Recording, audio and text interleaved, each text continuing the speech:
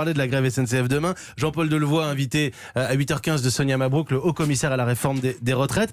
Quel est le pays le plus agréable pour passer sa retraite ? Voilà. Vous nous posez la question et vous apportez des réponses avec la banque Natixis qui a réalisé une grande étude internationale sur la qualité de vie des retraités. Voilà, si on avait le choix, où passer sa retraite ? Eh bien, Natixis a comparé 44 pays dans le monde à partir de 4 grands critères. Le bien-être matériel, la qualité de vie, la santé, espérance de vie, système de soins, et enfin, les finances, impôts, niveau des retraites. Alors, vous avez là donc un classement mondial des pays où il fait bon vivre pour ces vieux jours. Eh bien, j'ai là le bulletin de notes de la France. Le voici, je le montre.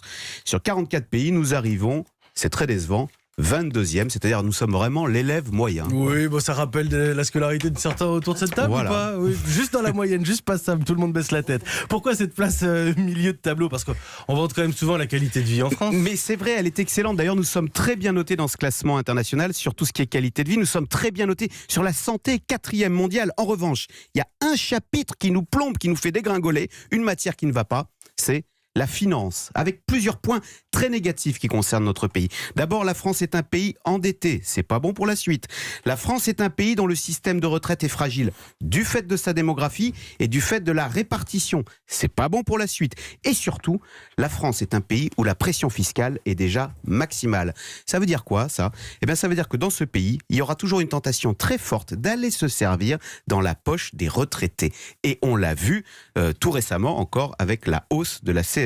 Donc oui, la France est un pays où il fait bon vivre, mais attention, c'est un pays dont les finances sont fragiles, c'est ce qui doit inquiéter les retraités. Et finalement, vous disiez, on va recevoir Jean-Paul Delevoye, mais en lisant ce rapport, on se dit que remettre de l'ordre dans nos finances publiques, c'est plus important que de créer un nouveau système de retraite par points. Quels sont, simple curiosité, c'est encore loin, Axel de Tarlet, mais quels sont les pays les mieux classés, le paradis des retraités ? Ah bah alors comme d'habitude, c'est toujours les pays nordiques. Le numéro 1, figurez-vous, c'est l'Islande, ce qui est un peu curieux parce que je trouve qu'en Islande, il fait nuit jusqu'à 11h du matin. Je ne sais pas si c'est un paradis sur Terre. Eh bien écoutez, numéro 1, l'Islande, Reykjavik. J'aurais pas parié ça Voilà. pour la retraite. C'est peut-être la vôtre, vous allez nous le dire. Merci Axel de Tarlet.